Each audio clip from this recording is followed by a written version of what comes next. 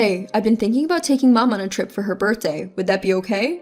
When I got home from work, my husband David approached me with this idea. David has a good relationship with his parents. They are down-to-earth people and always treat me well. However, since my promotion, work has become busier, and I hardly have any time to visit my in-laws. I don't mind, but do you think it'd be okay if I didn't go?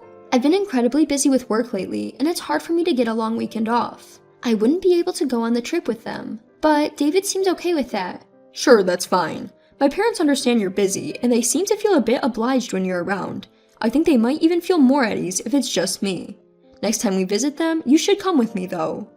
Even though I get along well with my in-laws, staying overnight with them is a different story. I genuinely want them to have a good time, so I decided to prepare a gift for my mother-in-law and asked David to give it to her. However, this turned out to be a mistake. My name is Angela, and I'm a 32-year-old employee at a corporation. I met David 3 years ago, and we got married. We've been thinking about having a child, but my job has been very demanding that we are not moving forward on that part. Still, I've always valued having separate time even after marriage, and I'm quite content with our non-interfering lifestyle. On the day David was to leave for the trip with his parents, I left for work early.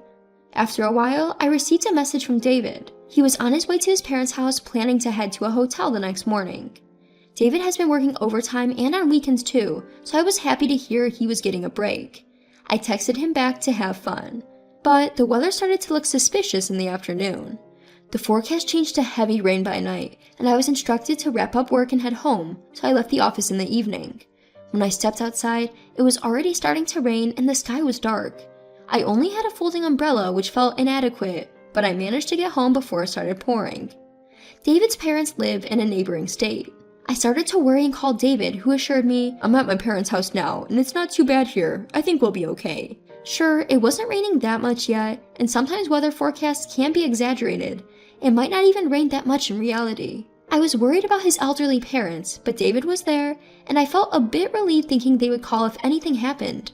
However, as the night progressed, the rain got heavier. Looking outside, it was clear the weather was pretty rough, and it would be better not to venture out. I turned on the TV, feeling anxious, and it seemed like it was raining quite heavily in the area where David's parents lived. As I was watching the weather news, the scene switched to a relay screen. The scene was the city where David's parents live. In a panic, I tried calling David, but I couldn't get through to him no matter how many times I tried. I sent him a message, but there was no reply. Worried, I called my mother-in-law, and the shocking truth was revealed. After a few rings, she answered the call. Mom, I saw it on the news. Are you okay? Thank you, Angela. It's quite serious here, and we got stranded while deciding whether to go to the shelter. Apparently, the rain had flooded up to their doorstep, and they couldn't walk to the shelter. They don't have a car at their place, so they've taken refuge on the second floor of the house. But isn't David driving over? When I said that, my mother-in-law responded with confusion. David? He said he was coming here? We didn't get any notification. What? Our conversation wasn't lining up. As we slowly pieced things together, it seems my mother-in-law thought David was headed to their house out of concern due to rain. No, he was supposed to go on a trip with you guys starting from tomorrow, right? He said he'd leave in the morning, so he was heading over today. He told me he had arrived a while ago. A trip? What are you talking about? At this point, I began to understand, but for now, I was more worried about my in-laws. I told my mother-in-law to gather necessary items and hopped into my car. I've always enjoyed camping and often drove on mountain roads, so before getting married, I got a car suitable for rough terrains. I thought about selling my car after getting married, but since David uses his car for work, I didn't see the need to sell it and kept using it. I hadn't been camping lately, so the car hadn't been used much, but I never thought it would be useful at a time like this. After about an hour, I reached my in-laws' house. The rain seemed to have lightened up a bit. However, it was uncertain when it would get worse again, and the nearby river was reportedly rising. We had to get away from there as soon as possible. I told my in-laws to get into the car quickly and brought them to my house. Once we arrived, I served some tea. They seemed to relax, and I felt at ease too. Then, my father-in-law spoke up. Angela, we can't thank you enough for all that you've done, but we can't reach David either. We'd like to know what's going on. I couldn't lie at this point. I told them that David had left the house saying that he was going on a trip with them. However, they said they hadn't heard anything about it. I had a bad feeling about this. I went into David's room. There, several travel magazines were lying around.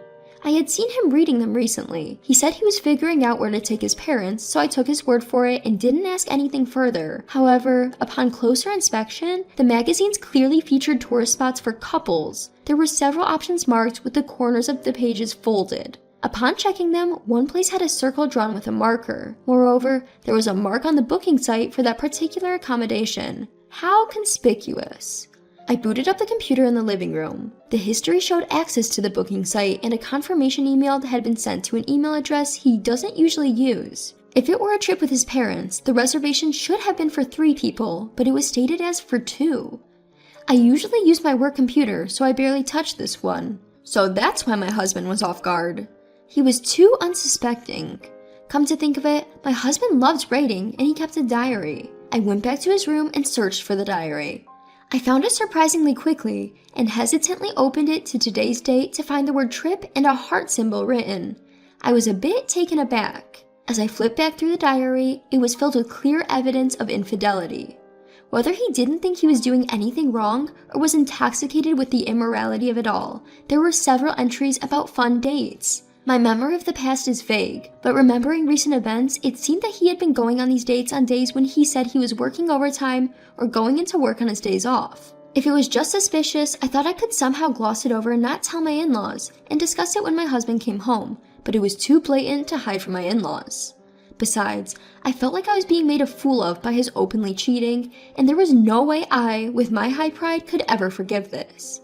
While I was talking with my in-laws, my cell phone rang. It was from my husband. I asked my in-laws to stay quiet, and I answered the phone in a flustered manner. "Hello, where are you right now?" A calm voice came from the other end. "I'm at my parents' house. I'm going on a trip with them from tomorrow, remember? I emailed you about it in the afternoon. Why are you so flustered?"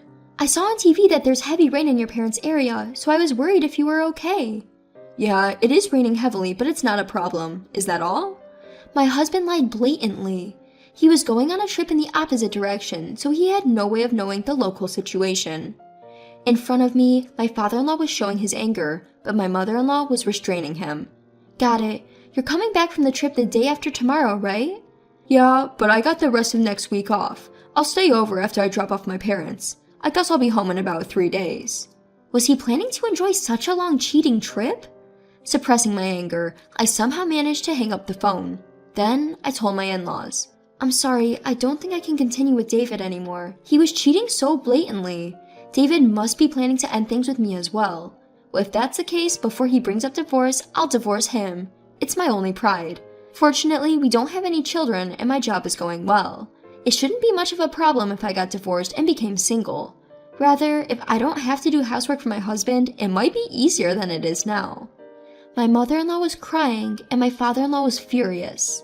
My in-laws apologized to me repeatedly, but they are going through a tough time too. This is not the time to make an apology to me. Besides, it's my husband who's at fault. I don't think it's my in-laws' responsibility. Surely he would get at least some information about what's going on at his parents' place from TV or the internet. Yet he didn't even contact his parents to check if they were okay. Maybe he's too infatuated with his affair partner, but no matter what, it's too much. I thought he was someone who could cherish his parents, but I was disappointed by this incident. I said to my in-laws who kept apologizing, "Could you give me a hand then?"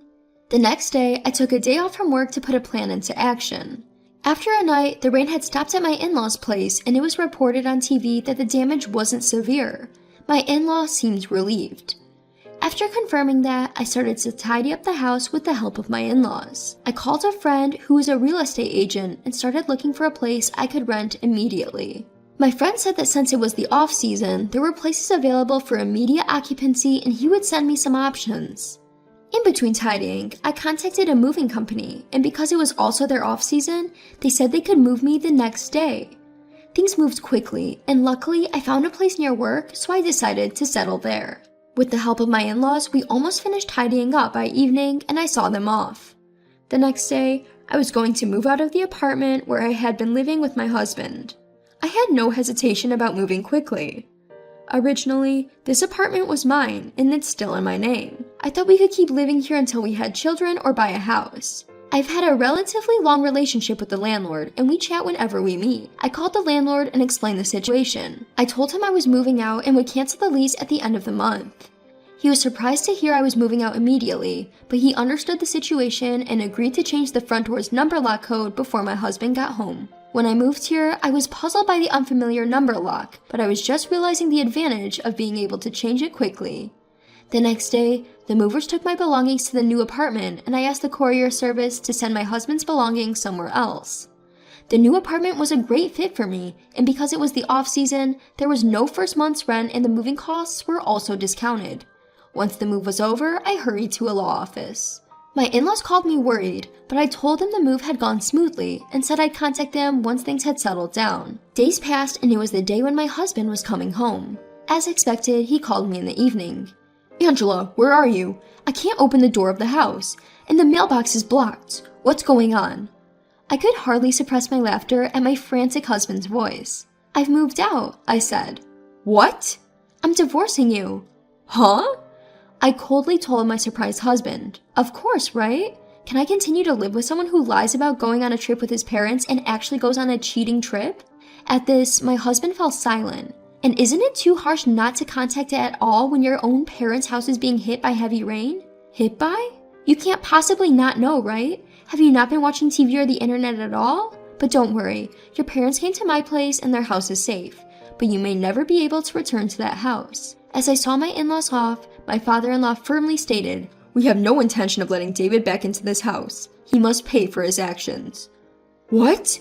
Wait, what's happening? What should I do? And where are my belongings? My husband began to panic even more, but by this point I felt no sympathy for him. You know, if you're going to cheat, at least be smart enough not to get caught. The days you cheated, the name of the person with whom you had an affair, her address, I know it all. I even know the hotel you stayed at and the places you visited on your affair trip. You really thought you could hide it all? My husband was the type to take notes about everything, and his diary contained all the details of his affair, including his mistress's identity and address. From his computer history, I could see all the places he had visited with his mistress. I don't know if he underestimated me or he's just plain stupid. Perhaps it's a bit of both. If you wanted to divorce that badly, at least have the decency to do it before moving on to the next one. With that, my husband started making outrageous excuses. No, you've got it all wrong. It wasn't an affair. You've been so busy with work recently, you're rarely at home. You've been cooking less, our meals are mostly takeout, and you only clean and do the laundry every other day. You've been slacking off. At his words, I lost it. What? You're saying it wasn't an affair? How else would you explain it? And you're blaming me for the housework when you've dumped it all on me? You're usually home before me, so why don't you do some of the chores yourself? I've asked you for help countless times, haven't I? But you've always made excuses, saying you don't know how to do it. Taken aback by my outburst, my husband fell silent. Oh, by the way, your belongings are shipped to your mistress's place.